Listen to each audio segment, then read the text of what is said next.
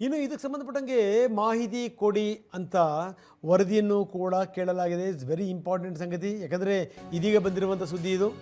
NIA ಇದಕ್ಕೆ ಸಂಬಂಧಪಟ್ಟಂಗೆ ವರದಿ ಕೇಳಿದೆ. ಯಾವಾಗ ಭಯೋತ್ಪಾದಕರ ಕೈನಲ್ಲಿ ಮೊಬೈಲ್ ಬಂತಲ್ಲ, CCB ಅಧಿಕಾರಿಗಳಿಂದ ಮಾಹಿತಿನ ಪಡೆದಿದೆ NIA. ಉಗ್ರರಿಗೆ ರಾಜಾತಿಥ್ಯದ ಹಿನ್ನೆಲೆಯಲ್ಲಿ ಅದರ ವಿವರಗಳನ್ನು ಪಡೆಯಲಾಗಿದೆ.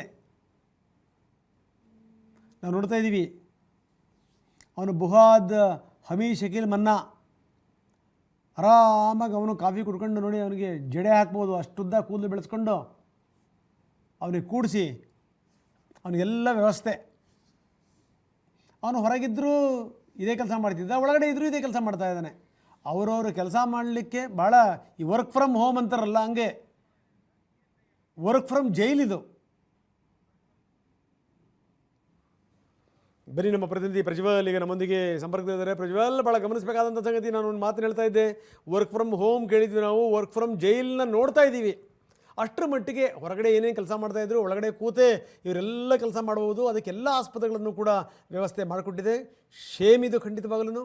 ಇನ್ನು ಬರೀ ಇಲ್ಲಿಗೆ ನಿಂತಿಲ್ಲ ಇದು. NIA ಇದಕ್ಕೆ ಸಂಬಂಧಪಟ್ಟಂಗೆ ಮಾಹಿತಿ ಕೇಳಿದೆ, CCB ಅಧಿಕಾರಿಗಳಿಂದ ಮಾಹಿತಿಯನ್ನು ಪಡೆದಿದೆ. ಏನಿದೆ ವಿವರಗಳು ಇದ್ರ ಬಗ್ಗೆ? ರಂಗನಾಥ್, ಇದೆಲ್ಲದಕ್ಕಿಂತ ಹೆಚ್ಚಾಗಿ ಯಾವುದೇ ಉಗ್ರರನ್ನ ನಮ್ಮ NIA ಅಧಿಕಾರಿಗಳಾಗ್ಬೋದು, ಈ ಹಿಂದೆ ಬಂದಿರುವಂತ CCB ಅಧಿಕಾರಿಗಳಾಗ್ಬೋದು, ಇವರೆಲ್ಲರೂ ಮಾನಿಟರ್ ಮಾಡೋದು ಅವರ ಮೊಬೈಲ್ ಫೋನ್ಗಳ ಮೂಲಕವಾಗಿ.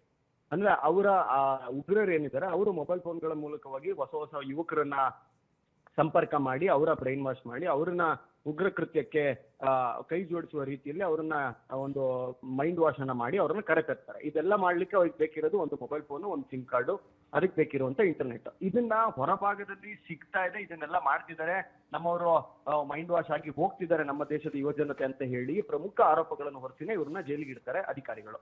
ಆದ್ರೆ ಜೈಲ್ ಒಳಗೆ ಹೋದ್ಮೇಲೆ ಇಂಟರ್ನೆಟ್ ಮೊಬೈಲ್ ಸಿಕ್ಕಿದ್ರೆ ಈ ಇಡೀ ಸಂಪೂರ್ಣವಾದಂತ ಅವ್ರನ್ನ ಜೈಲಿಗಿಡುವಂತ ಉದ್ದೇಶ ಇದೆಯಲ್ಲ, ಈ ಉದ್ದೇಶನೇ ಈಡೇರೋದಿಲ್ಲ. ಮತ್ತೆ ದೇಶದ ಭದ್ರತೆಯ ಬಗ್ಗೆ ಒಂದು ಕಾಳಜಿಯನ್ನು ವಹಿಸಿಕೊಂಡು ಅವ್ರನ್ನ ಯಾರ ಸಂಪರ್ಕಕ್ಕೂ ಸಿಗದೇ ಇರೋ ರೀತಿಯಲ್ಲಿ ಅವ್ರನ್ನ ಜೈಲೊಳಗೆ ಇಡಬೇಕಾದಂತ ಪರ್ಪಸ್ಸೇ ಸರ್ವ್ ಆಗೋದಿಲ್ಲ.